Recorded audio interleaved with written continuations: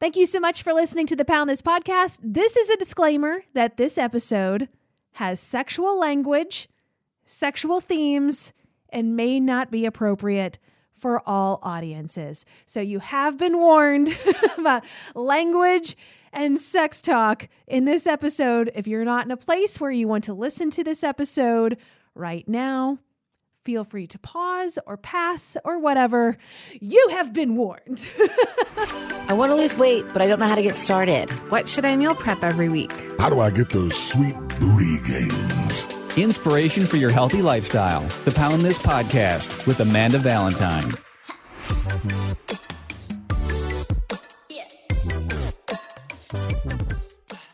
Thank you so much for listening to the Pound This podcast. I am Amanda Valentine, returning guest after we put a pin in this conversation during our last conversation. Should I say sexual goddess? Can I introduce you as that? Is that a normal term? Will you accept that term? I love it. I think sexual goddess is amazing. SG for short. Yeah. I don't know. I'm still kind of stuck on consluttant though. I forgot about that already. That is a good one. I already did forget that I changed that too on my LinkedIn page. Perfect. But Richelle Frabotta, thank you so much for coming back.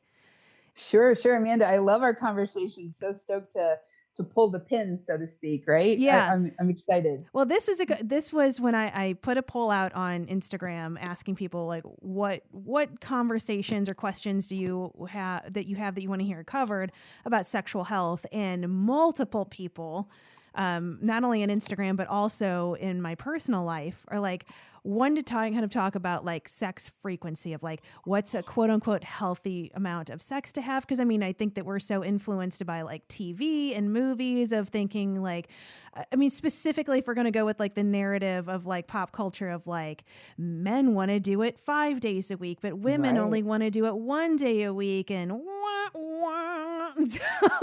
Right. And so then what is that?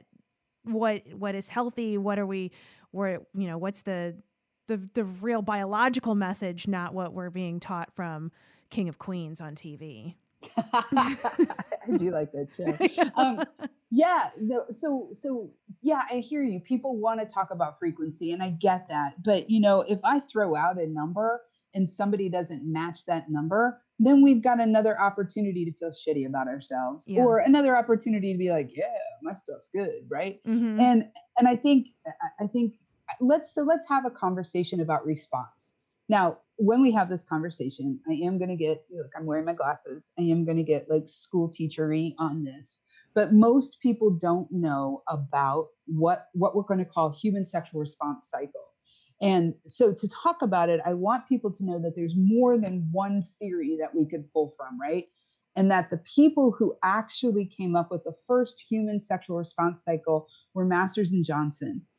So Bill Masters, Virginia Johnson, way back in the 1950s, 1960s, they had a lab in St. Louis at the university with a bunch of people that would come in and be naked, and then they would hook all sorts of stuff up to them, and they would measure their what now is a sexual response.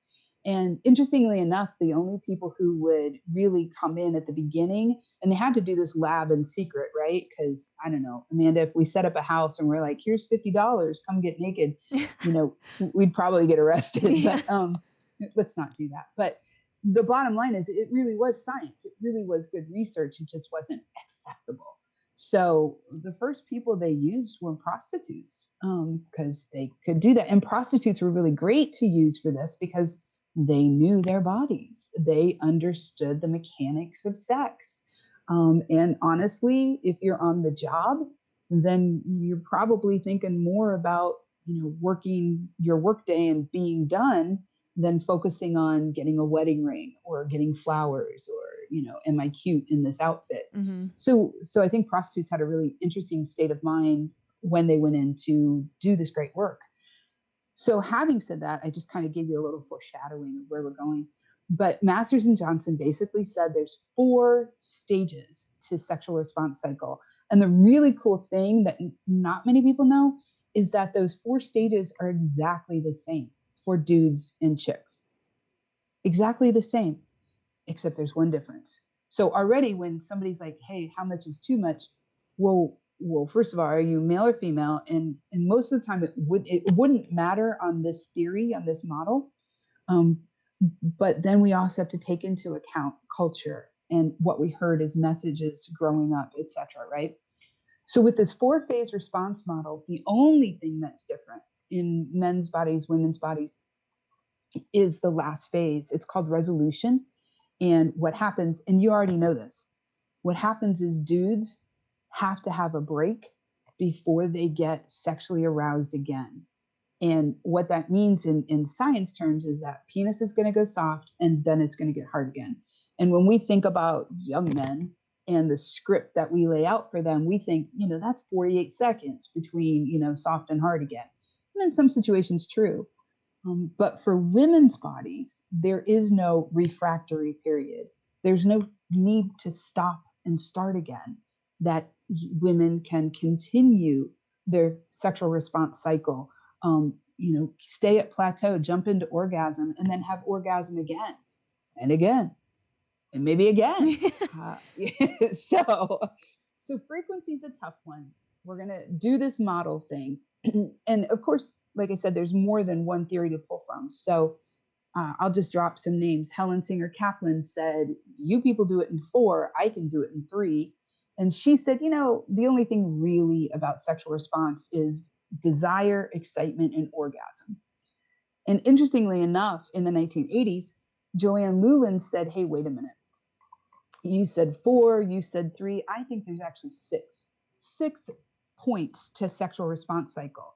And what I love about Joanne Luland's theory, and again, you can't cover this with frequency. The frequency question is willingness is the first part. Yeah. Do I want to have sex is the first part. Or, do I want to get my freak on? Or how sexy do I want to be? And some of us, when we look at that question about how sexy do I want to be, we bring in all these factors like what time is it? And, how early do I have to get up for work the next day?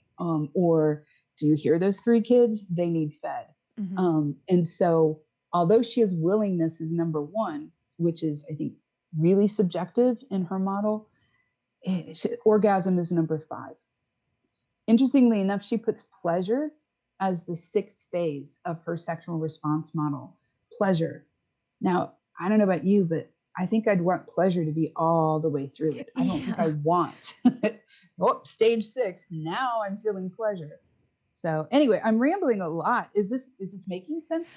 No, it is making sense. I guess a question I have with that then is so if that's, that makes the answer better of like what the willingness that the person wants to have sex plays into the frequency of it.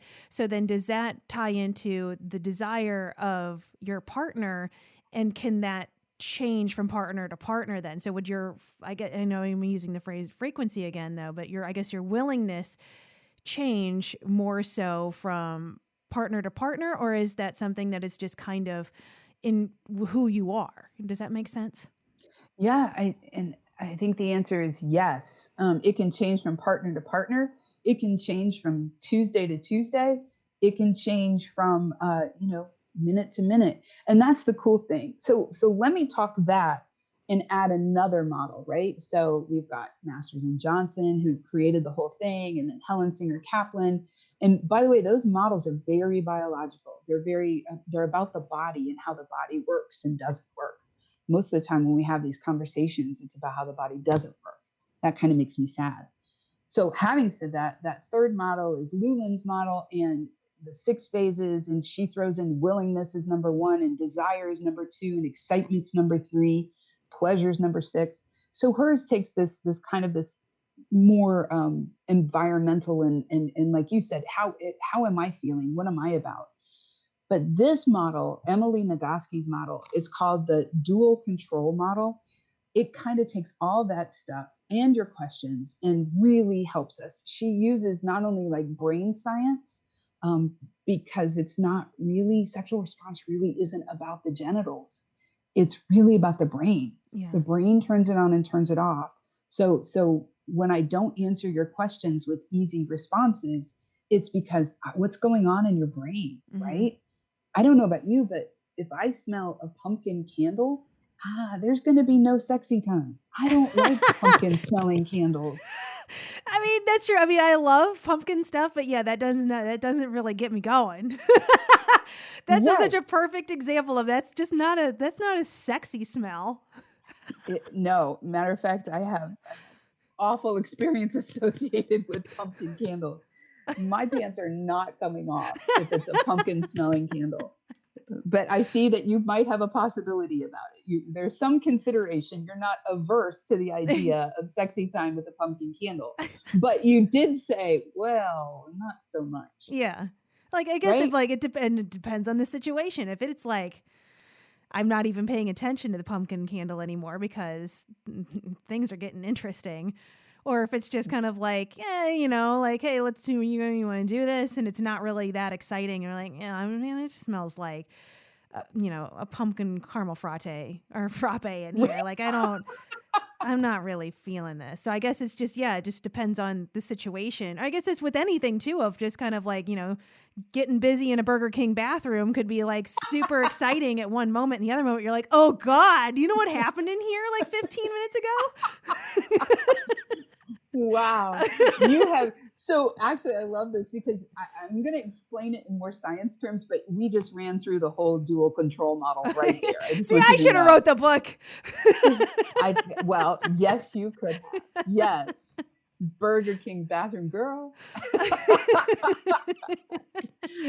I was in your game and we were onto the pumpkin smelling candle was not doing it. And then we went to frappe and I'm just like, well, let's just go to Taco Bell. That's where I went with it. But I mean, I may or may not have had sex in a Subway before.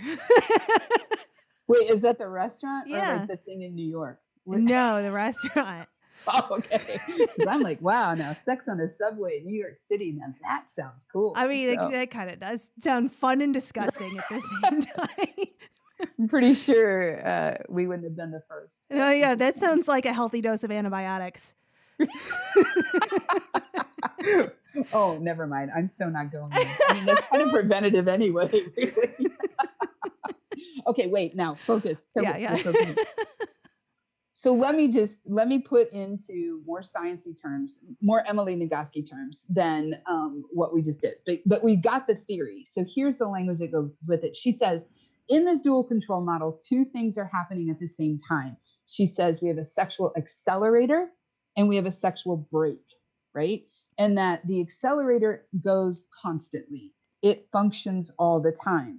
So again, that kind of, if we want to talk about frequency, then dudes might be like, I want to have sex, 23 out of 24 hours of the day. Mm-hmm. And I question that only because, are they saying that because that's what real dudes do? Is that a cultural message that they've absorbed in order to be manly or to be the best dude, or this is exactly what's expected of me, let me follow through? Then they've got this desire, right? But women, think about our messages. Even though we have this sexual accelerator 24/7, it's kind of on a low hum. I don't know about you, but what's a slut? And up until recently, let me just say, when I was a younger person in my grade school, high school, teens, 20s, you called me a slut. Those were fighting words. Mm-hmm. Now I'm like, whatever. But we have all these ideas about women, how they're supposed to behave sexually, right? Yes. So does that affect the accelerator? The answer is yes. Yeah. And here's how. So the accelerator is that everything we notice can be sexy. I mean, I made a joke about the pumpkin candle, but it's not really a joke. We get stimulated by our senses, our sensories, right? So sight, smell, touch, taste, I don't know, a bank account. We get stimulated. We have the capability of being stimulated. That's the accelerator. And when something actually trips our trigger, then that acceleration happens. We go from this low hum to this, well, hey, I'm pressing on the gas pedal here. We're going to go a little faster. Oh, wait, I really want to go faster now. I am into it. And like you said, maybe the candle's still on, maybe it's not. I don't care. I'm into what's happening. The gas pedal is on to the floorboards, right? And so at the same exact time, we have a braking system. Now this gets a little complicated because what she says is there's actually two parts to the braking system. The one part is this idea of potential threats. So you got to get your caveman on. So go back to the day. Think about that part of your brain, the amygdala, with the fight and the flight and the freeze and the freak out. And that if we're even having a moment of acceleration, if we're still loving what's happening no matter what, something can disrupt that if we feel unsafe, right? Mm-hmm. Now, I mean, we could have a conversation about consent and sexual violence because that's certainly one of those things. But we could also have a conversation about here you are in the Burger King bathroom and you thought the door was locked, but it's not. Yeah. And now somebody's coming in. So now I'm like, break, screeching halt. Sorry, I don't do sound effects very well. There you go. Thanks. Thanks. Teamwork So- makes the dream work. Right. And it can be as literal as, oh my gosh, my mom's home, to, am I sexy? Here I am in this great position. I didn't even think I could get in. And, what does my leg look like right now? Yeah. And so a break can happen because of a thought that comes into our head that really makes us feel unsafe, uncomfortable. The other kind of break is around performance failure. And it's kind of more like, I've heard it described like a parking brake. Like, so this potential threat is like a slam on the brake. And then this other braking system is like your parking brake. And so you're driving down the road and you can't figure out why you can't accelerate because shit, I left my parking brake on, Mm-hmm. right? And then you're like, I'm an idiot. And then you just flip the switch and it goes off and you accelerate. Well, the second kind of braking thing is maybe more what we're preoccupied by. Like, so many women don't orgasm.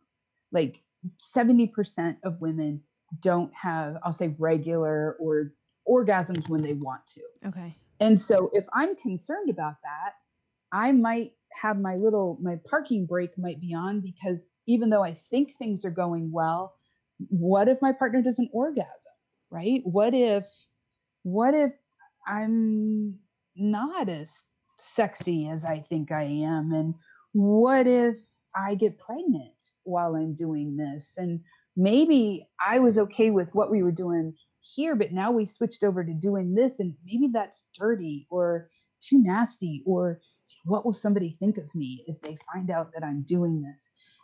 So I know that was a lot, Amanda, but we live in a culture that says we pay a lot of attention to the gas, but our culture doesn't really talk about all the braking mechanism that actually, I think for most people, is really what's forefronted. I think most people aren't having great sex or as great as sex as they think they should. And I think it has to do with we're not talking about the brakes enough. Mm-hmm. If we talk about them, maybe we can attend to it and then just, have better sex.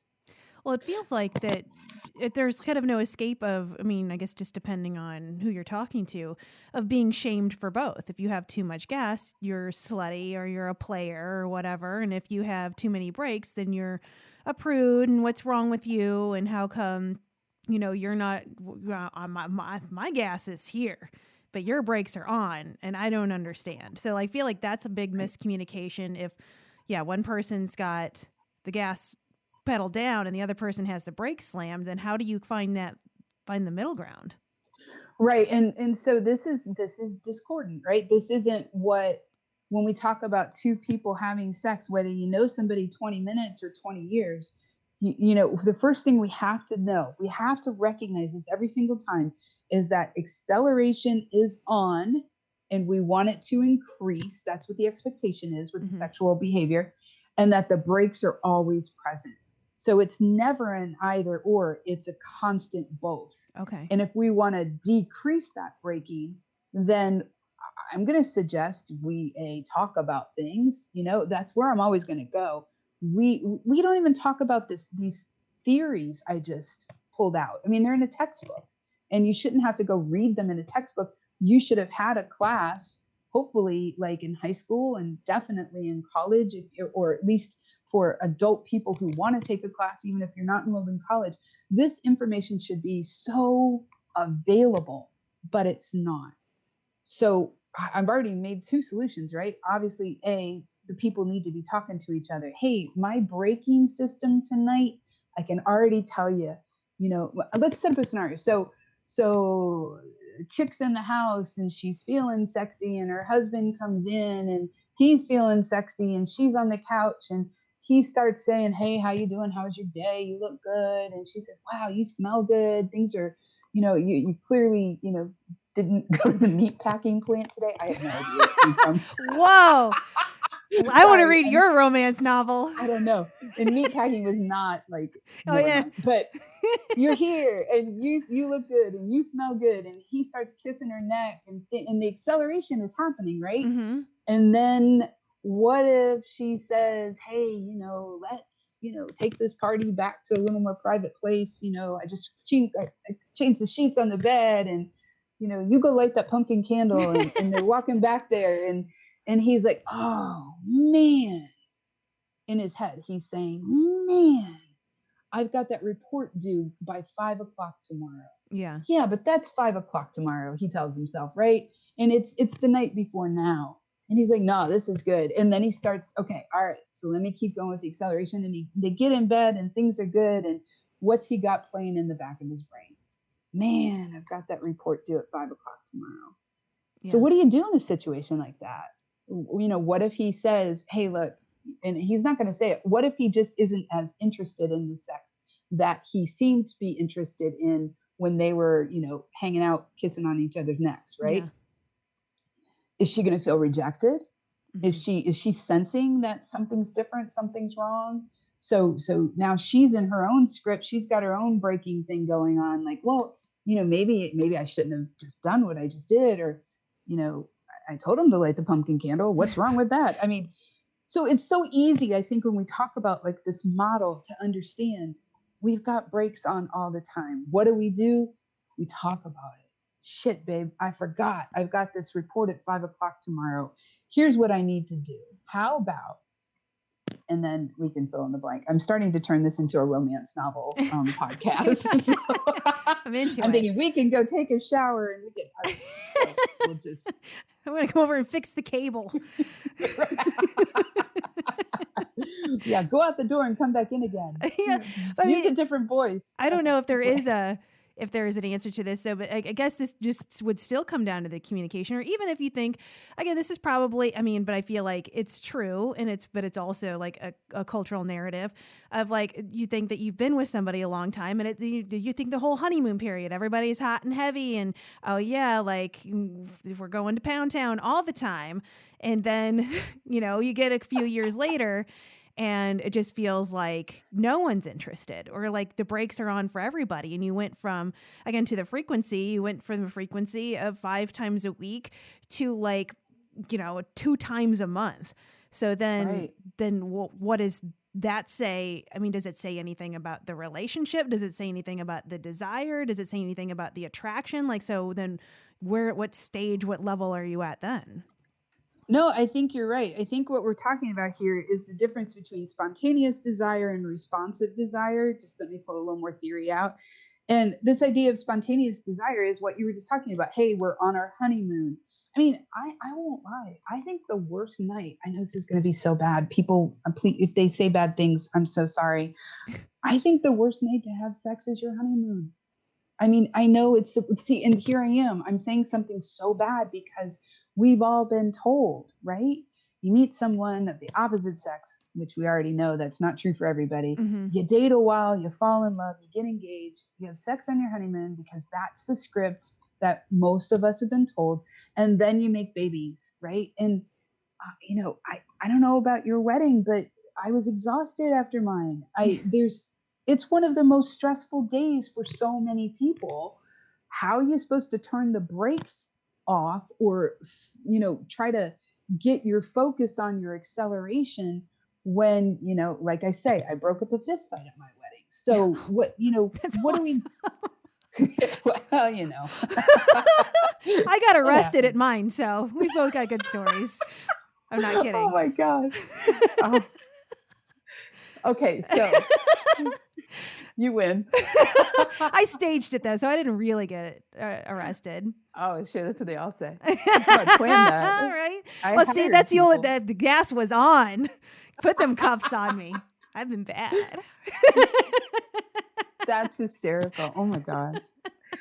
All right. But I guess not So just even to the, I mean, I don't talk even specifically honeymoon, but you know what I mean? Like the beginning of the relationship, the spiciness of something new, a new partner versus, you know, being together 1 year versus being together 25, I guess. yeah, but I'm not buying that. Okay. I don't know why in year 25 it can't be spicy. Okay. So what I'm saying is you're talking about popular scripts. This is the stuff we've all been told. And I'm going to push back and say, do you believe everything you're told?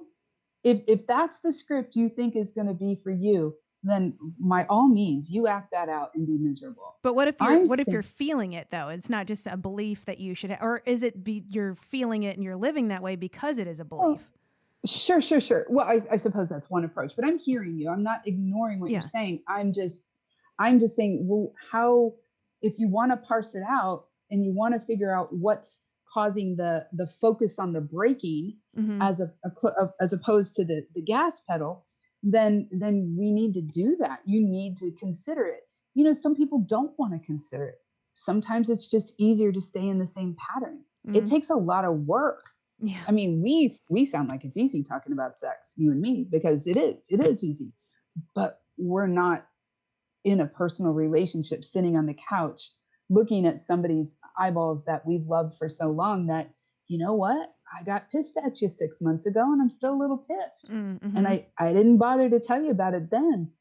And you know, honestly, maybe I don't know why I'm pissed at you anymore, but no, I got this breaking thing going on in my head about something that happened 6 months ago, right? Yeah. So yeah, I think the answer is there's lots of answers, but I don't think the answer is you have to follow a particular script. I mean, let's stick with the neuroscience. The neuroscience says we have acceleration and braking at the same time. That the same thing that made us feel horny on Tuesday, or like what you're using at the beginning of a relationship, Yeah. all that sense of mystery that, you know, we're being bad together. That's a really popular thing. The power dynamic.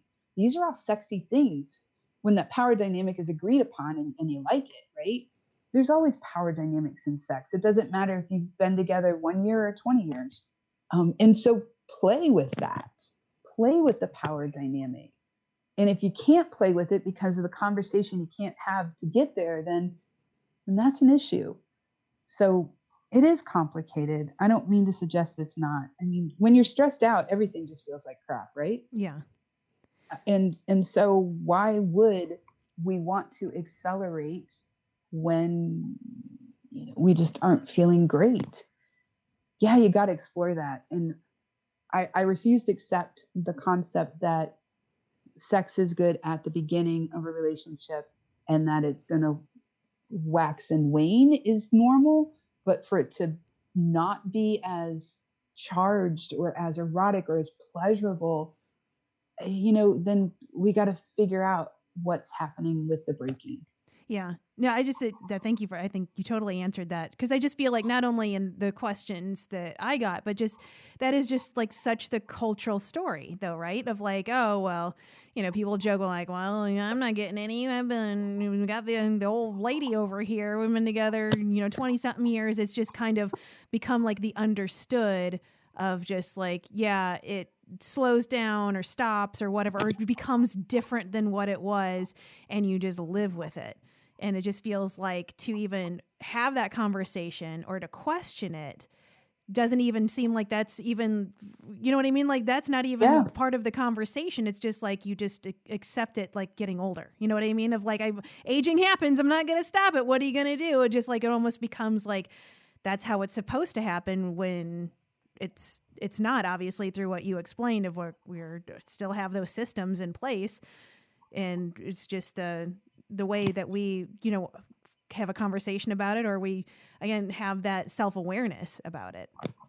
Dig it, dig it. I mean, I think probably the best answer overall is, and again, I'm going back to this dual control model, is know what your accelerator is about, right? Know what trips your trigger, know what feels good, and understand that that can change over time. That's the reality of it. And then focus on your braking. What is it that causes you not to be turned on? Or, and seriously, let's think about it.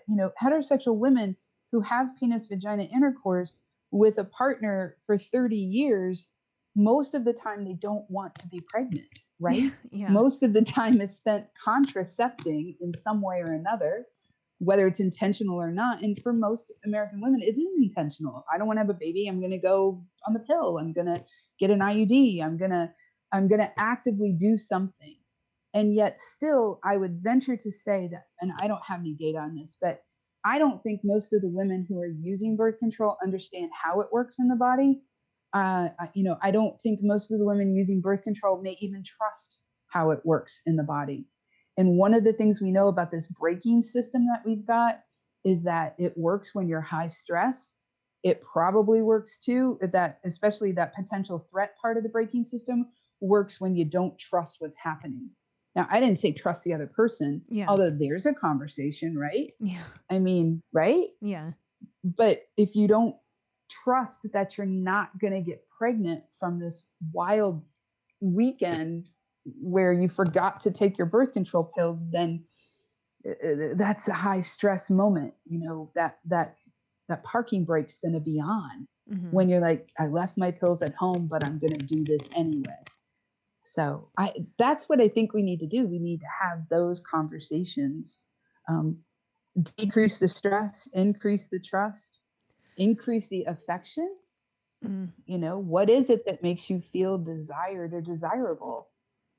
And then being able what to do you express want? that. I feel like that's the thing too. I mean, you can go into even to the whole like love language thing and away from sex. Sure. And then I think a lot of people, one, you don't realize what your love language is or what really does that for you, and you're not self-aware enough. I mean, just a broad stroke people, I guess.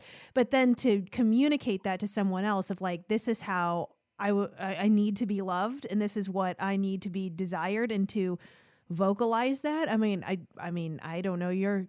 This is your field, not mine. It just feels like that's not a conversation that probably happens a whole ton. You know what I mean? Right. And, and I love that you're saying love languages, and that's true. That's very much an approach. I mean, you could Google love languages and then do some reading about it and sit down and consider, right? That could take you 10 minutes. That could take you 20 years to explore that. But first you got to wanna, and then you got to be able to access, this idea from somebody else. And then I think the point that I'm, beating to death here is you got to talk about it with the person you want to have great sex with, and I'm so sorry I keep picking on K through 12, but we got to do a better job of having people being able to talk about difficult things. And maybe what you even want to say isn't difficult, but oh wait, here's that braking system again. Maybe you don't want rejected. Maybe you don't feel like being vulnerable with this person is okay. Maybe you've had 2.5 years of dating and you're pretty sure you want to go on to 3.5 years, but other factors come into play, and now I'm really just going to avoid the conversation altogether and then see what happens, right? There's so many scenarios, but let's do the science, with the culture. Let's understand that we are biologically predispositioned. Our brain works on an acceleration and a braking system at the same time. It is concurrent. And we grow up in a culture that focuses on the gas, especially for dudes. And that's not really fair. What we ought to be doing, I think, is focusing on the braking. And obviously it's a personal thing, a personal journey, a personal awareness, so that then the gas can have an opportunity to kick in more. Yeah. Well, the point that you brought up too, I think that is so interesting with the braking, of even just thinking it's not necessarily the braking in the moment. Like, again, we forgot to lock the bathroom door at Burger King, but that this event happened to me before, or you said this to me before. And so then forever that's burned into your brain, even with your different partner. If somebody was commented on something about I don't like your stretch marks or something like that. Right. And that is forever a braking system for you, even with no matter who you're with, you know what I mean? So I think that's important to recognize because, I have some of that myself too, which is like body confidence issues and, dating douchebags when I was younger and the things that they said to me. And it's like, that's what I think of now when my clothes are off, and that's a break, but that's not my partner's fault. That's me in my head, and something that I should discuss with them instead of just being like, if somebody's like, I want to keep my shirt on, or I want to keep the lights off, or anything like that, of explaining yourself. And again, that communication, I think it's so hard to have like those open conversations that are so vulnerable of like, this is how I feel about my stretch marks or whatever it is. Or this is like you brought up, like you pissed me off 6 months ago and we never really hashed this out. And I just thought I could bury it. But now it's just a break for me forever. Like, oh my God, just being human's hard. Okay, our work here is done. Yeah. Being human's hard. End scene. And what I love is our conversations about, how do we create a context where the world is a sexier place?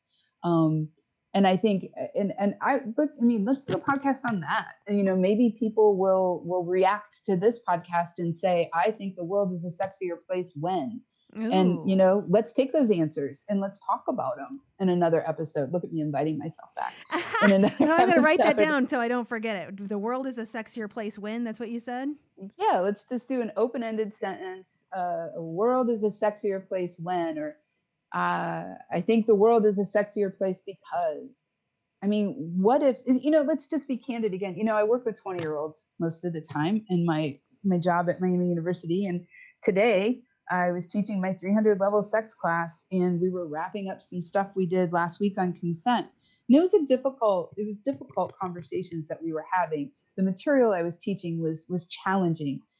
And I think about them, and I think about their sex lives, and I think about, I don't know, go to the stereotypes, the bravado of this, frat boy, and the girls, uptown when they go out in the middle of winter wearing the slinkiest, sexiest little clothes with no coat. The hell are you doing?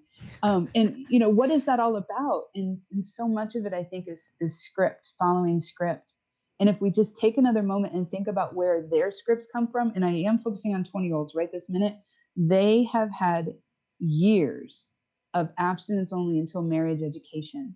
And what abstinence only until marriage education, not personal values. I'm talking about a lesson plan that says, here's when you can have sex. Mm-hmm. And the rest of the time, and most of those lesson plans are focused on when you can't have sex and why you can't have sex and how sex is dirty, wicked, evil, nasty, unless you have it when you're married.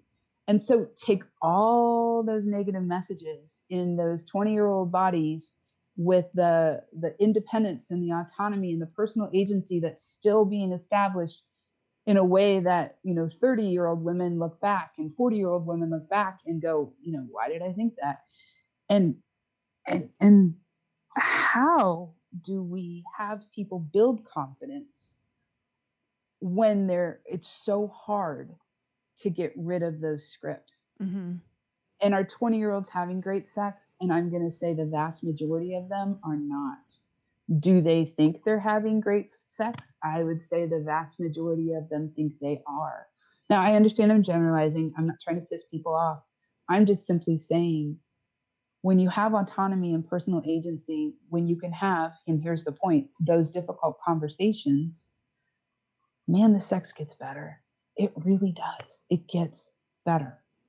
When you can put mystery back into your relationship for people who are in long term, when you can say, I've always wanted to dress up like this, but I've been really, weirded out by bringing it up and telling you I want to do it.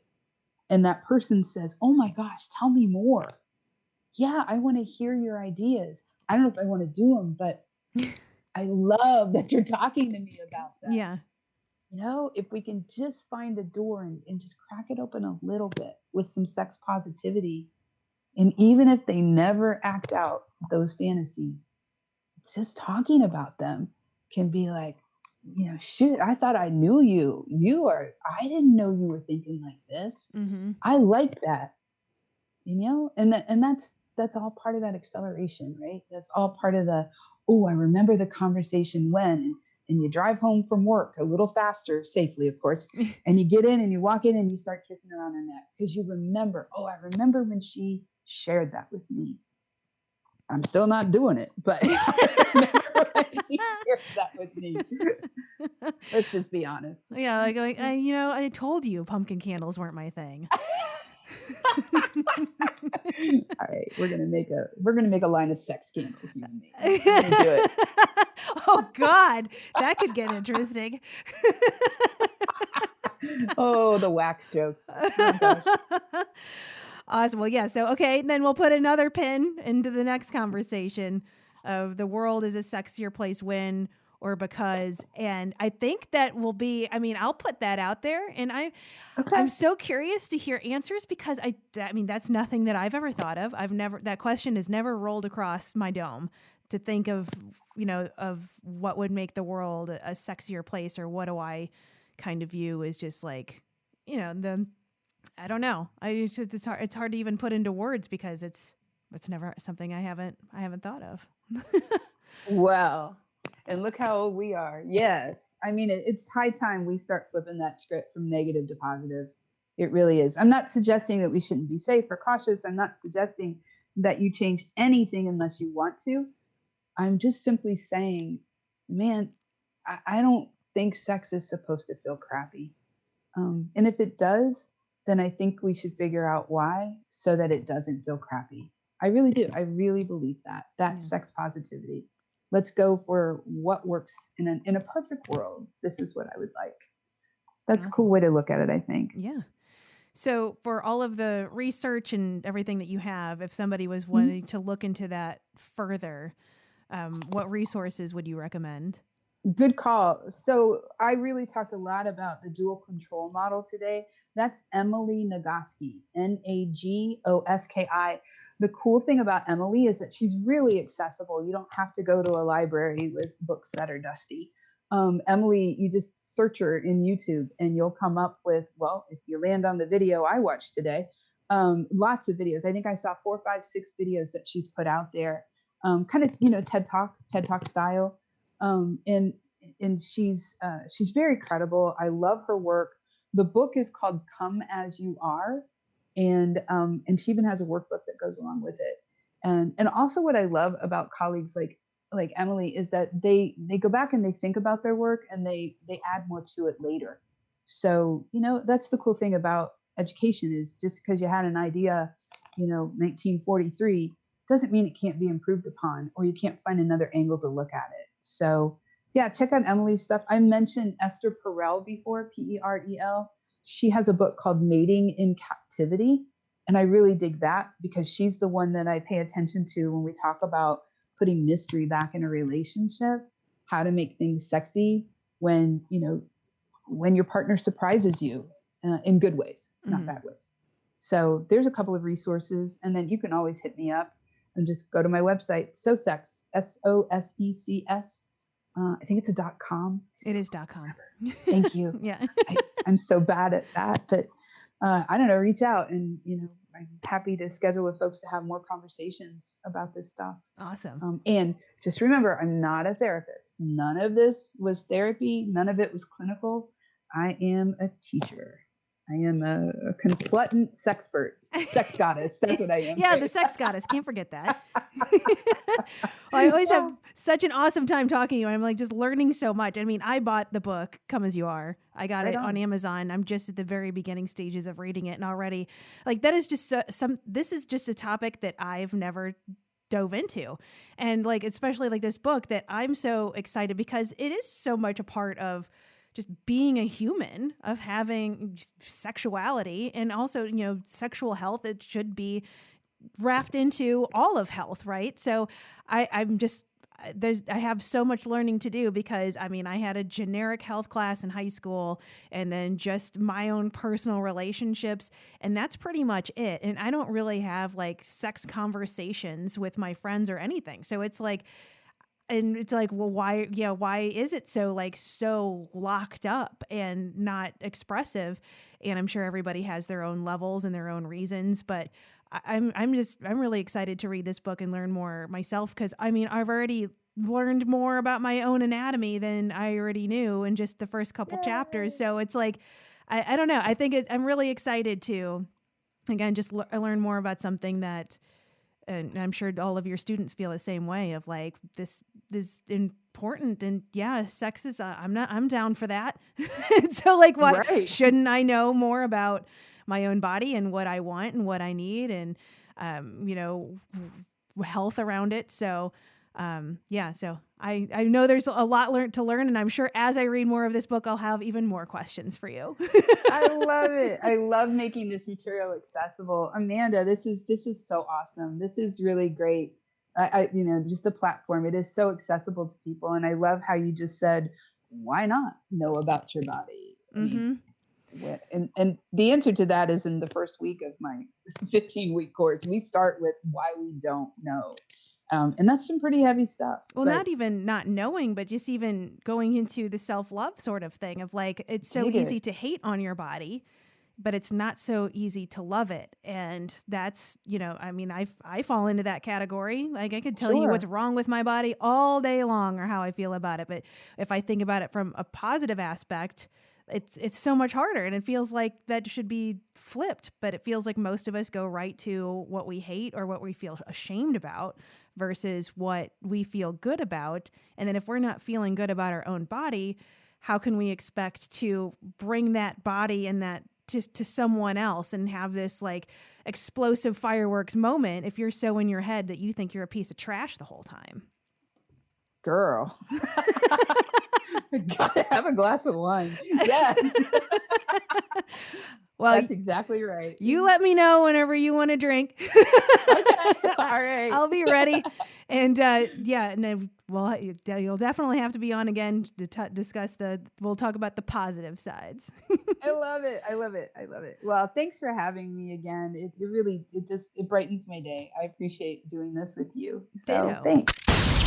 AmandaValentineBites.com